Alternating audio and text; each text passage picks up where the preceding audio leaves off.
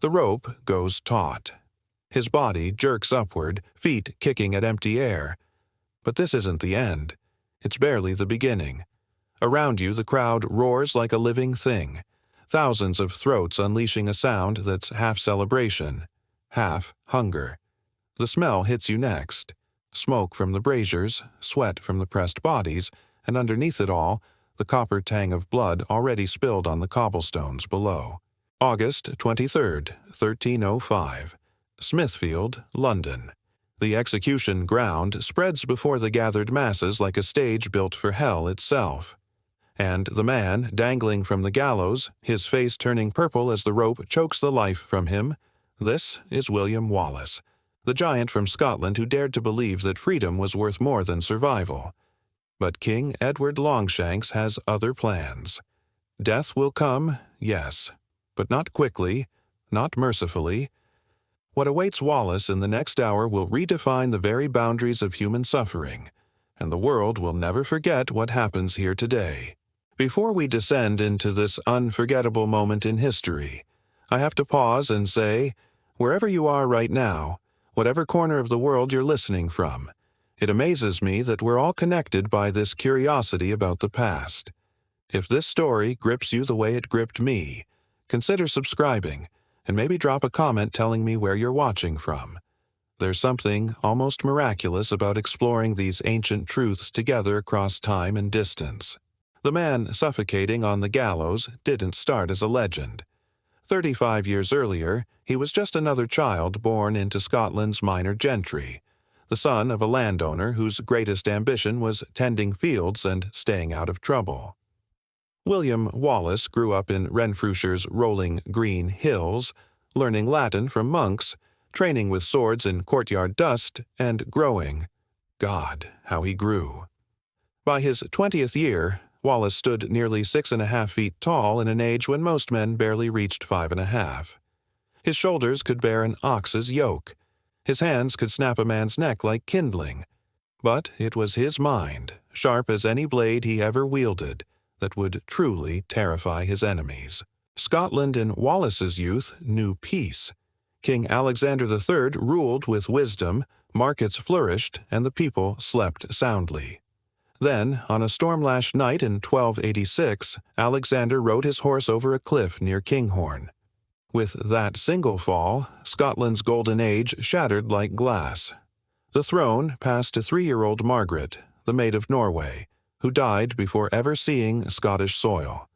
Suddenly, the kingdom found itself orphaned, leaderless, and about to make a decision that would drown the land in blood for generations. The Scottish nobles, desperate to avoid civil war, invited Edward Thierce of England to choose their next king. They called him an arbiter. He saw himself as a conqueror. Edward Longshanks, named for his imposing height and longer still ambitions, had already crushed Wales beneath his iron fist. Now his hungry eyes turned north. He selected John Balliol as Scotland's puppet king, a weak man Edward believed he could control like a marionette. But Edward's demands went far beyond king-making. Scottish nobles must pay homage to him directly. Scottish legal disputes must be appealed to English courts. Scottish knights must die in English wars. Each demand was another link in the chain wrapping around Scotland's throat. By 1296, even spineless Balliol could tolerate no more. He attempted to assert independence, forming alliances with France and renouncing his vassalage. Edward's response was swift and absolute. His armies poured across the border like a biblical plague, and the first city they encountered became a testament to English fury. Berwick-upon-Tweed didn't just fall, it was erased. Edward's soldiers butchered every living soul they found. Men, women, children, infants still at their mothers' breasts. The chroniclers speak of rivers running red, of bodies stacked like cordwood, of a silence so complete even ravens refused to sing. 17,000 souls perished in a single day. Their only crime was being born on the wrong side of an invisible line. This is the Scotland that forged William Wallace. This crucible of fire and blood tempered his resolve into something unbreakable. When Edward stripped Balliol of his crown and forced him to perform public penance in his undergarments, Wallace watched from the shadows. When Scottish nobles bent the knee and signed the ragman roll, swearing fealty to their conqueror, Wallace's jaw tightened with disgust. When English administrators began parceling out Scottish lands like spoils of war, something fundamental broke inside the young giant from Renfrewshire. The spark came in May 1297. Perhaps it was the murder of his beloved Marion Braidfute, as later poems claim. Perhaps it was simply witnessing one injustice too many. But when William Wallace drew his sword against William Heselrigg, the English sheriff of Lanark, he crossed a line from which there could be no retreat. Heselrigg's blood spilled across the floor, and with it, the illusion of English invincibility. The response was electric. Men disappeared from fields and workshops, slipping into forests and hills to join Wallace's growing band. But Wallace was no mere bandit chief. He possessed something that transformed scattered resistance into organized rebellion, a brilliant tactical mind coupled with unshakable conviction. When he spoke to gathered crowds, his voice carried the weight of divine purpose.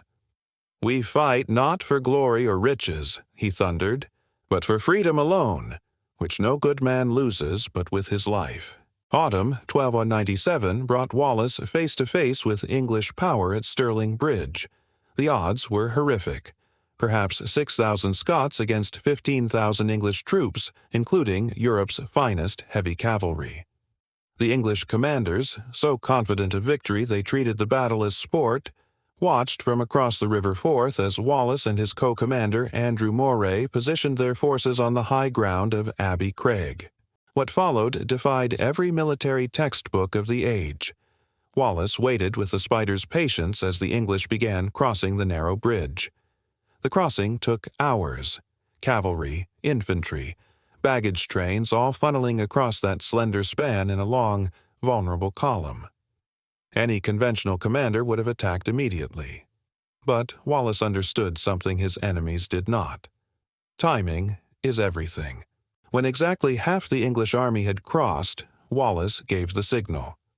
The Scots poured down from the heights like an avalanche of death, their war cries echoing off the water. The English, caught with forces split by the river, couldn't bring their superior numbers to bear. The bridge became a bottleneck of terror as fleeing soldiers trampled their own comrades. Hugh Cressingham, Edward's treasurer in Scotland and a man hated for his cruelty, fell early. The Scots, in a gesture that spoke to their seething rage, flayed his corpse and fashioned his skin into belts, a grotesque trophy of impossible victory. By day's end, the invincible English army lay shattered. William Wallace had achieved the impossible. He was appointed Guardian of Scotland, the kingdom's de facto ruler, and for one brief, shining moment, it seemed David truly had slain Goliath. But Edward Longshanks was no ordinary adversary. The man who conquered Wales, who earned his fearsome reputation on crusade in the Holy Land, does not forgive humiliation. He abandoned his campaigns in France, recalled his finest knights, and assembled an army with one purpose: the complete destruction of William Wallace. They met again at Falkirk on July 22, 1298.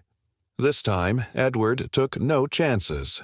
His army brought overwhelming force, and Welsh longbowmen whose arrows could pierce armor at 200 yards. Wallace's spearmen, formed into dense schiltrons like giant hedgehogs bristling with pikes, held firm against cavalry charges. But they couldn't protect themselves from the arrow storm that rained from above. Men fell by the hundreds, their screams lost in thunder of hoofbeats and clashing steel. When the schiltrons finally broke, English cavalry poured through like water through a cracked dam. The Scottish army disintegrated, leaving the field carpeted with their dead. Wallace barely escaped, his dreams seemingly crushed beneath English steel. Forced to resign as guardian, abandoned by nobles who now saw him as liability rather than asset, he became a ghost. Some sources place him in France, seeking support from Philip IV. Others in Rome, pleading Scotland's case before the Pope. What's certain is that William Wallace disappeared into legend, whispered about in taverns but nowhere to be found. Years passed. Other men took up Scotland's banner, but Edward did not forget. Somewhere in the shadows lurked the man who humiliated him at Stirling Bridge, and until that man was dead, England's victory remained incomplete. The end came through the basest form of betrayal. John Menteith, a Scottish knight who'd sold his soul for English gold, lured Wallace to a meeting near Glasgow in August 1305. Perhaps Menteith promised aid for a new uprising. The exact details matter little. What matters is that William Wallace, exhausted by years of hiding, desperate for any chance to strike back, walked into a trap that would cost him everything. When English soldiers surrounded him, Wallace's instinct was to fight. But he was alone, outnumbered, and the years had taken their toll. The giant who once strode across battlefields like a force of nature found himself bound in chains, a prize to be delivered to his greatest enemy. The journey to London was designed for humiliation as much as transportation. Wallace was paraded through every major town, displayed like a captured beast. Children threw stones. Adults hurled filth and curses. Each mile took him further from the land he'd fought to free and closer to the agony that awaited. Edward could have simply hanged Wallace and been done with it. A quick drop, a snapped neck, silence. But Edward wasn't interested in mere execution. He wanted to craft a spectacle so horrific it would crush the spirit of resistance for generations. He wanted every Scot who heard of Wallace's fate to understand the price of defying English rule. Westminster Hall provided the stage for Wallace's final performance. The hall itself was a monument to English power, its massive oak roof soaring nearly 100 feet overhead, its stone walls carved with heraldic symbols of conquering kings. Here, surrounded by physical manifestations of English authority, William Wallace faced his accusers. The charges would be laughable if their consequences weren't so dire. Treason against King Edward, though Wallace had never sworn fealty to the English crown. Murder and robbery, though the men he killed were occupying soldiers and the wealth he took funded Scotland's liberation.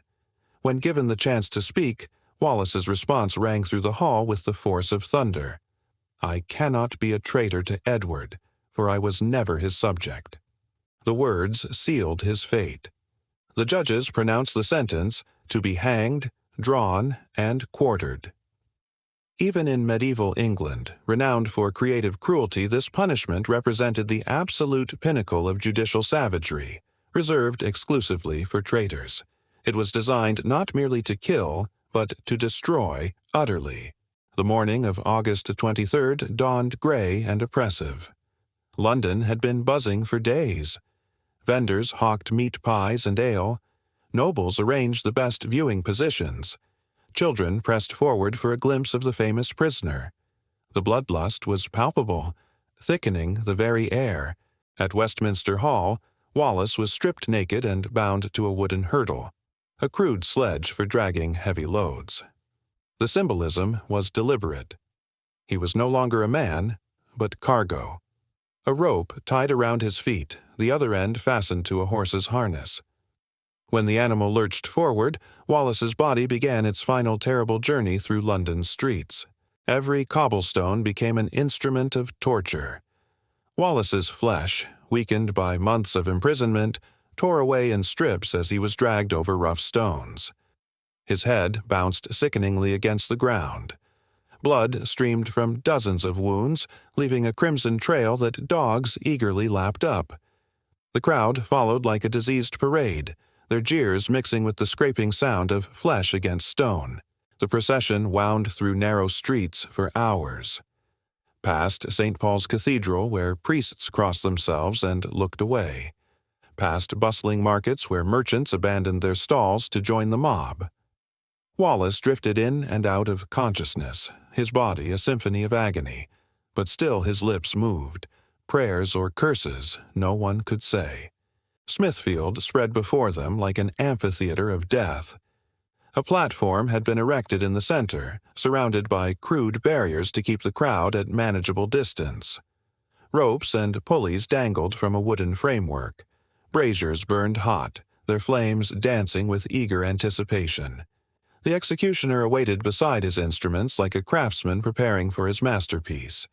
He was a professional, chosen for his skill in prolonging life rather than ending it. The hanging began immediately. Wallace, barely conscious, was hauled upright and positioned beneath the gallows. A rough hemp rope, thick as a man's thumb, looped around his neck. The crowd fell silent, bloodlust temporarily satisfied by anticipation. But this wasn't the merciful hanging of ordinary criminals where a swift drop snaps the neck. Instead, Wallace was slowly hoisted into the air until his feet dangled inches from the ground. The rope constricted, cutting off his breath but not his circulation. His body convulsed, fighting for air that wouldn't come. His face turned purple, then blue, his eyes bulging as pressure built in his skull. The crowd watched in fascination. Some cheered each convulsion. Others placed bets. Children, lifted onto father's shoulders, pointed and laughed at the dancing man. Minutes passed. Long, terrible minutes where Wallace hovered on death's edge, his brain starved of oxygen but his heart still beating. Just as unconsciousness began to claim him, the executioner gave a signal. Wallace was lowered back to the platform, the rope loosened just enough to allow precious air back into his lungs. His body spasmed as he gasped desperately, chest heaving like a bellows. But there would be no rest. The worst was yet to come. The drawing began while Wallace still struggled to breathe. Knives flashed in the morning sun as the executioner made the first cuts, opening his abdomen with surgical precision. Blood poured onto the platform, steaming in the cool air. Even half-conscious, Wallace's eyes snapped open as agony ripped through him. His crushed throat could only produce a hoarse wheeze where a scream should have been. The executioner worked with chilling patience, removing Wallace's organs one by one, first the stomach, then the intestines, each steaming coil thrown into the fires as the crowd roared approval. The smell of burning flesh mixed with blood and smoke. Some spectators covered their faces, but few looked away. This was spectacle, a demonstration that no man could defy the English crown and live. When Wallace's manhood was severed and cast into the flames, the symbolism was unmistakable. Yet somehow, impossibly, he still lived. His eyes, clouded with pain, retained that same unyielding spark of defiance. Even reduced to a ruin of flesh, William Wallace refused to break. Only when death finally claimed him did the executioner complete his work, quartering the body with precise mechanical strokes. Wallace's head was raised high, his limbs sent to the corners of Scotland as grim warnings. His tarred head was mounted on London Bridge, the first ever to decorate that crossing. King Edward Longshanks believed he had destroyed not just the man, but the very idea of rebellion. Wallace's name, he thought, would fade into obscurity, crushed beneath England's might. But tyrants rarely understand the power of martyrdom. The death of one man can ignite the spirit of a nation. Instead of terror, Scotland found fury. Wallace's brutal death became a rallying cry. Within months, Robert the Bruce murdered his rival John Comyn and declared himself King of Scotland. The Wars of Independence entered a new, bloodier phase. At Loudon Hill, Bannockburn, and beyond, Scottish soldiers fought shouting Wallace's name, for Wallace, their defiance striking fear into English hearts. Edward Longshanks never saw his conquest completed. He died in 1307, consumed by age and fury, commanding that his bones lead every English army until Scotland was subdued. His son, Edward II, lacked his father's will. Under his feeble rule, England's grip weakened until it finally broke. The ultimate vindication came in 1320 with the Declaration of Arbroath, a document that captured the very spirit Wallace embodied. As long as but 100 of us remain alive, never will we, on any conditions, be brought under English rule. It is in truth not for glory, nor riches, nor honors that we are fighting, but for freedom, for that alone, which no honest man gives up but with life itself. Wallace did not live to see this triumph, but it was his sacrifice that made it possible. The king who sought to erase him instead ensured his immortality. Today, at Smithfield in London, a simple plaque marks the place where Wallace died. Traffic hums where once a crowd howled for blood. Yet his memory endures. He has outlived empires, outlasted kings. Wallace's story is no longer merely about rebellion. It is about the indomitable human spirit. He stood alone against overwhelming power and refused to yield. The body they butchered has long turned to dust, but the ideal he embodied, freedom, remains undying. In every act of courage against tyranny, in every refusal to bow to unjust authority, the spirit of William Wallace lives on. His death was meant to silence rebellion. Instead, it gave birth to a legend that time cannot kill.